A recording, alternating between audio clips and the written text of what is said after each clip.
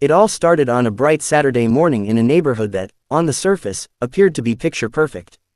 Trimmed lawns, identical mailboxes, freshly painted fences, and a row of American flags that swayed in the gentle summer breeze. To an outsider, this was the very image of suburban peace. But those who had lived here long enough knew that the neighborhood was ruled not by peace, but by the suffocating grip of the Homeowners Association, a board of self-appointed enforcers who believed every blade of grass, every parked car, and every decorative wreath had to be approved, filed, and controlled. Among them was one woman who stood out more than the rest. Her name was Margaret, though everyone whispered her real title under their breath, the Karen of Brookdale Pines. She thrived on confrontation, on nitpicking the smallest infractions, on leaving snide notes taped to mailboxes with fluorescent tape that screamed for attention. Margaret had lived here for over a decade, and she wore her position on the HOA board like a badge of authority that gave her dominion over every driveway and doorstep. Her power was informal, but her presence was everywhere. Across the street from her home, a new resident had moved in only a few weeks ago. A quiet young woman named Emily, a veteran who carried herself with a steady calmness, had bought the modest single-story house at the end of the cul-de-sac. She wasn't loud, she didn't host parties, she didn't leave her trash out late. But she had one thing Margaret didn't approve of, a golden retriever service dog named Cooper. Cooper wasn't just a pet, he was highly trained, calm, and disciplined, yet Margaret saw him as an affront to her carefully curated kingdom. To her, any animal that set paw on the community grass was a potential threat, a stain on her vision of suburban perfection. It started small. Margaret began sending emails, first polite, then passive-aggressive, reminding Emily about HOA pet regulations that didn't actually exist in the bylaws. She claimed the dog was too large, that he shed fur onto the shared sidewalks, that his presence might trigger allergies in sensitive neighbors. Emily, used to bureaucracy after years of military service, responded firmly but politely, citing the law. Cooper was a certified service dog, and by federal law, he was allowed to accompany her wherever she needed him. Margaret didn't like that answer. In the following days, the tension grew quietly, like a pot just beginning to boil. Margaret started to watch Emily from her front porch, arms crossed, lips pressed into a thin line. Whenever Cooper went out for a walk, Margaret would snap photos from her phone. She began muttering about health hazards to anyone who would listen. But the HOA board didn't intervene, they rarely did when Margaret got like this. She had a way of bending their meetings to her will, and most neighbors preferred to avoid her wrath rather than stand up to her. Then came the Saturday morning that set everything in motion. Emily had taken Cooper out early, just as the sun was rising, to avoid the mid-morning heat.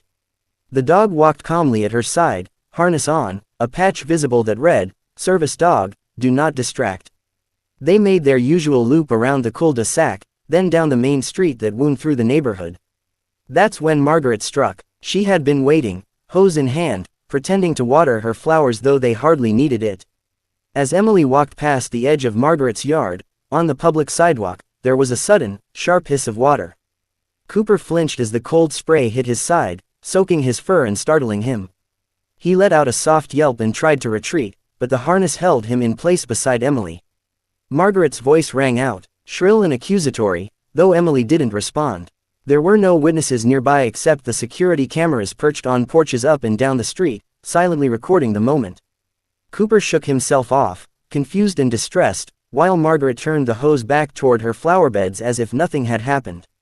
Emily stood frozen for a moment, not from fear, but from the sudden weight of realization, this wasn't a petty neighborly spat anymore. Spraying a service dog wasn't just rude, it could jeopardize his health and his ability to perform his duties. And more importantly, it was a direct violation of federal law under the Americans with Disabilities Act. Margaret, however, didn't see it that way. In her mind, she had done the neighborhood a favor, disciplining an animal she had convinced herself was a nuisance. That afternoon, Emily documented everything. Photos of the wet harness, a vet check to ensure Cooper wasn't harmed, copies of the HOA emails, and, most importantly, she pulled the footage from her own doorbell camera, which captured Margaret's act from across the street. But Margaret wasn't done. By evening, an email blast went out to the entire neighborhood, written in Margaret's unmistakable clipped tone. It accused a certain resident of letting an unregulated pet roam the streets, potentially endangering children. It called for an emergency HOA meeting to address the matter of unauthorized animals. Emily didn't reply to the email. She didn't post on social media. She didn't even respond to the few neighbors who nervously asked her what was going on. She simply made one quiet phone call to the local authorities and reported the incident exactly as it had happened. The next day, a squad car appeared in the neighborhood. It parked right in front of Margaret's pristine driveway, red and blue lights flashing gently in the late afternoon sun. The neighbors peeked from behind their curtains, phones in hand, as two officers stepped out and approached her door. Margaret emerged with her usual air of superiority, hands on hips, ready to explain how she was simply enforcing community standards. What she didn't expect was the tone of the officers. It wasn't casual, it wasn't friendly, it was official, serious, and calm, the kind of calm that came when someone was being told they had potentially broken a federal law. As the officers explained the gravity of interfering with a certified service animal, the color drained from Margaret's face. For the first time in years, the self-proclaimed queen of the HOA had nothing to say. And as the neighbors watched from behind their blinds, a crack appeared in the image of control she had built for so long. The neighborhood buzzed with quiet electricity after the police car pulled away from Margaret's driveway. Curtains twitched. Group chats lit up with speculation. For years, Brookdale Pines had existed under Margaret's ever-watchful gaze, but now that power seemed to have shifted in a single afternoon. Her authority, built on intimidation, selective enforcement, and relentless badgering, had been challenged, and worse, it had been challenged publicly. Margaret, humiliated and furious, withdrew into her home that evening. The incident gnawed at her pride. She had built her identity on being the neighborhood's unofficial law enforcer, and now she was being painted as a criminal. The officer's words rang in her ears long after they left. Interfering with a service dog wasn't just a violation of etiquette, it was a federal offense under the Americans with Disabilities Act. Those words had turned the tides against her. By the next morning, Margaret had launched her counteroffensive. The first move came in the form of a printed newsletter slipped into every mailbox in Brookdale Pines. It was framed as a community update, but anyone who read between the lines could see it for what it was: damage control. It claimed she was the victim of targeted harassment by an entitled new resident who was abusing loopholes in disability law to bring a dangerous animal into our shared spaces. She insisted the dog was untrained, disruptive, and had lunged at her, none of which was true. Some neighbors believed her. After all, Margaret had been the loudest voice of order for years. Others were skeptical, their minds lingering on the sight of that police car parked in front of her home. But most remained silent, unwilling to pick a side in what was quickly becoming the neighborhood's most explosive feud. Emily, on the other hand, kept her composure. She knew that arguing publicly would only play into Margaret's hands. Instead, she continued documenting every interaction, saving every piece of correspondence, and letting the legal process unfold. Cooper remained calm as always, though he was noticeably more hesitant when passing Margaret's property now, a subtle but real consequence of that moment with the hose. 2 days later, the HOA held the emergency meeting Margaret had called for. It was supposed to be about community safety, but in reality, it became a tribunal against Emily. Margaret, seated at the head of the long table in the community center, rattled off a list of fabricated complaints: barking at night, frightening children, leaving waste in the common grass. None of it was substantiated, but in the echo chamber she had built over the years, it didn't have to be. However, this time, things didn't go as planned. Emily had quietly notified the attending officers from the previous incident that the meeting was happening, and while they didn't attend, they did forward a statement for her to share, a clear explanation of federal protections for service animals and the potential penalties for harassing their handlers. When Emily presented that statement at the meeting, the room grew tense. A few neighbors who had been nodding along with Margaret's complaints began to exchange wary glances. It was one thing to argue about lawn heights and mailbox colors, it was another to hear the word federal offense being read aloud in an HOA meeting. Margaret's face tightened as her narrative began to crumble.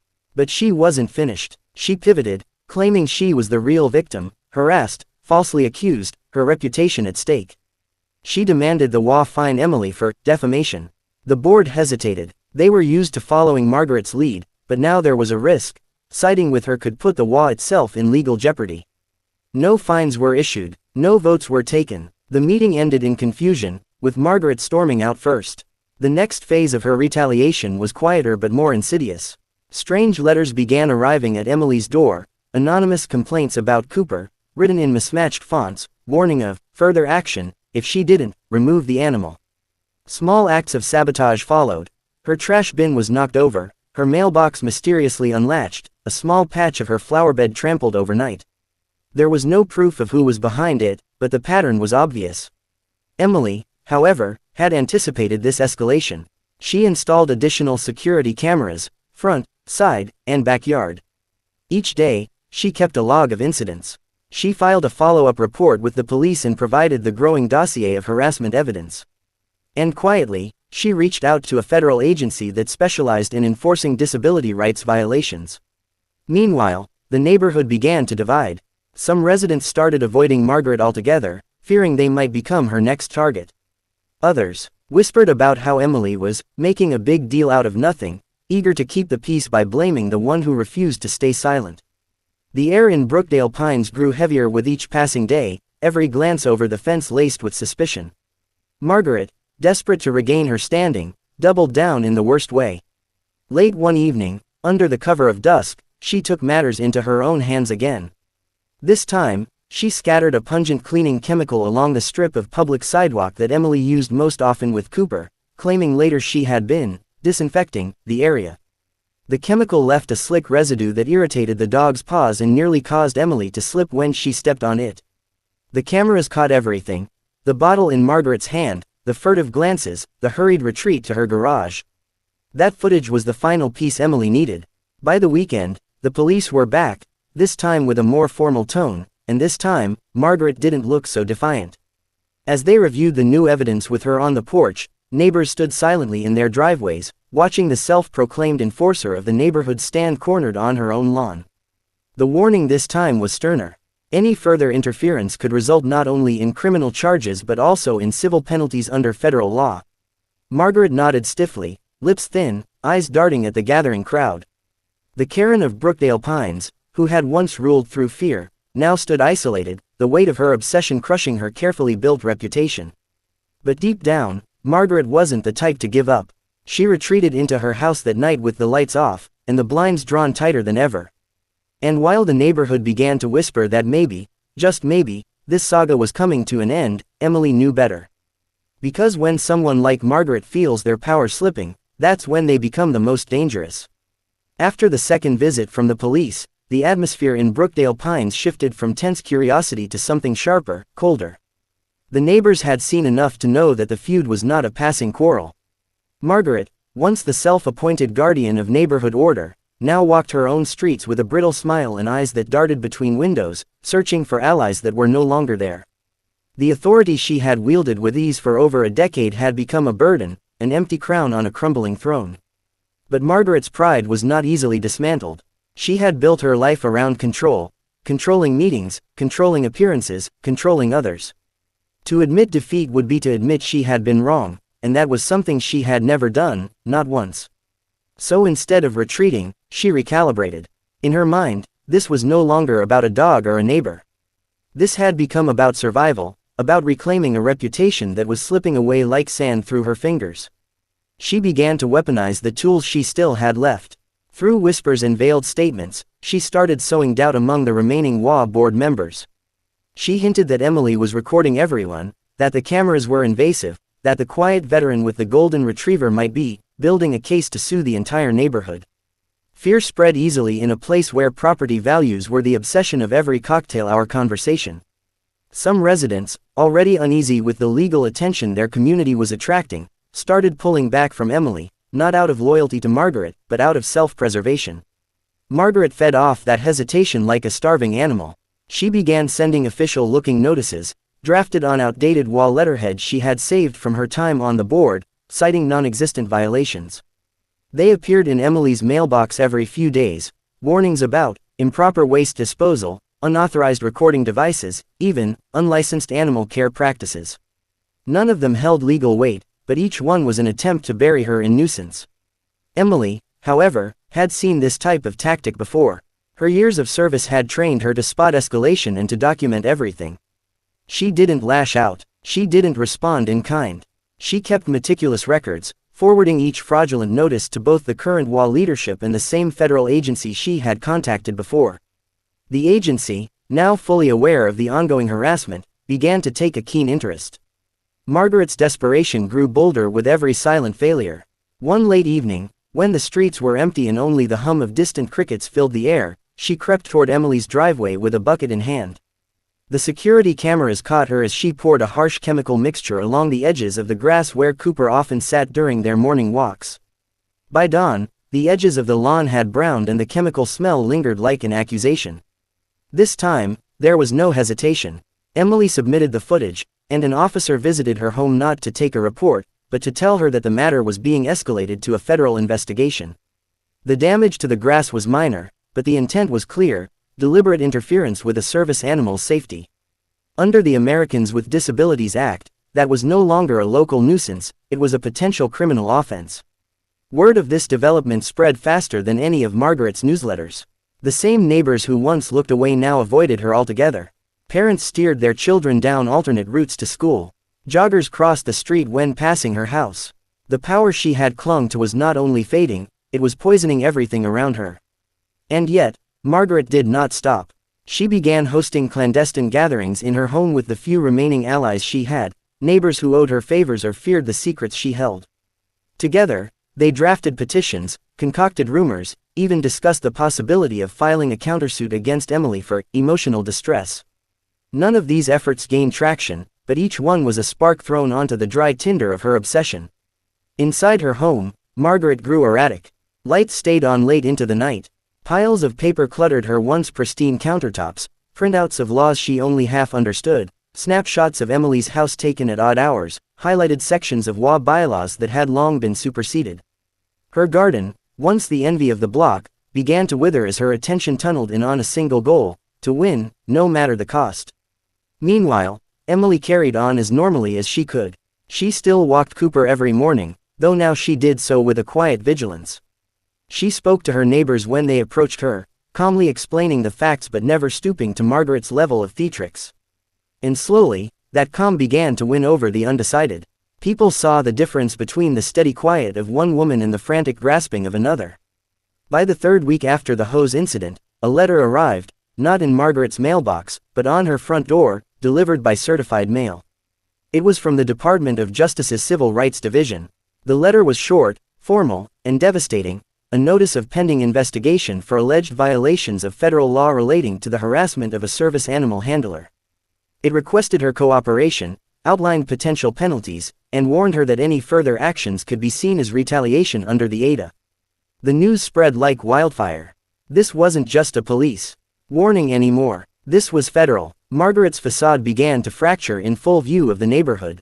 Her morning walks, once proud parades of scrutiny, became furtive scurries to retrieve her mail before anyone saw the envelopes marked with official seals. Her car, once gleaming in the driveway, now sat idle and dusty. The woman who had once weaponized visibility was now hiding from it. But even in that isolation, Margaret's pride whispered to her. She told herself this was a misunderstanding, a witch hunt, a conspiracy by a newcomer who wanted to dismantle the order she had built. She began drafting her own statement, pages long, littered with justifications, half-truths, and veiled threats of counteraction. The neighborhood, however, had already made up its mind. The board called an emergency vote, this time without Margaret's presence, and stripped her of any remaining authority. Notices were sent reminding residents that no one, no matter how long they had lived there, was above federal law.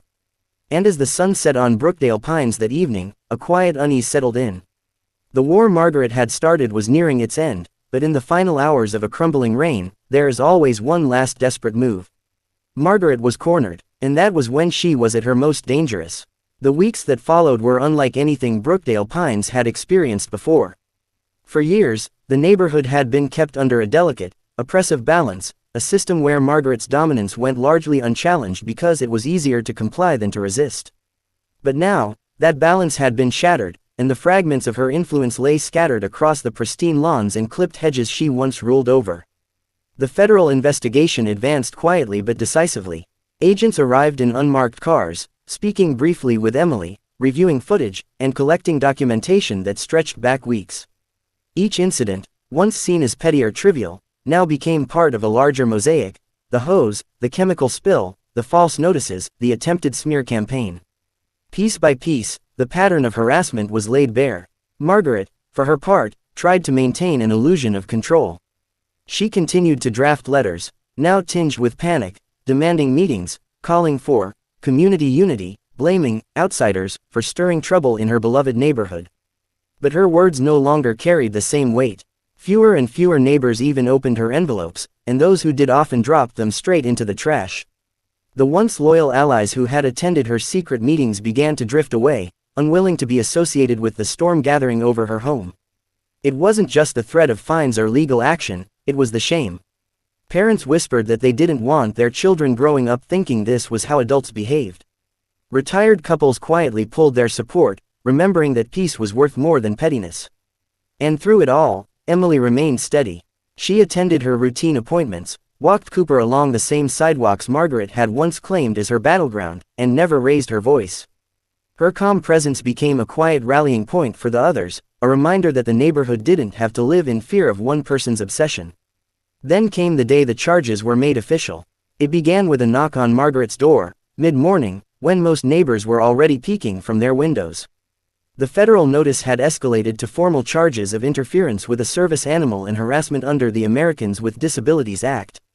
The officers who delivered the papers were polite but firm, informing her of her obligations, her rights, and the penalties that could follow if she continued.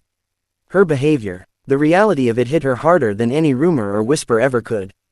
This was no longer a battle of reputation, this was legal. Real. On record. That evening, her house remained dark, blinds drawn, the familiar porch light that once illuminated her domain left cold. The fountain in her front yard, once always bubbling, had been shut off. The tidy flower beds began to grow wild as if even the plants had lost their caretaker. For the first time, Brookdale Pines felt quiet, not the tense quiet of fear, but the cautious quiet of release. The residents began to breathe easier, conversations at mailboxes turned from whispered rumors to open discussions about change.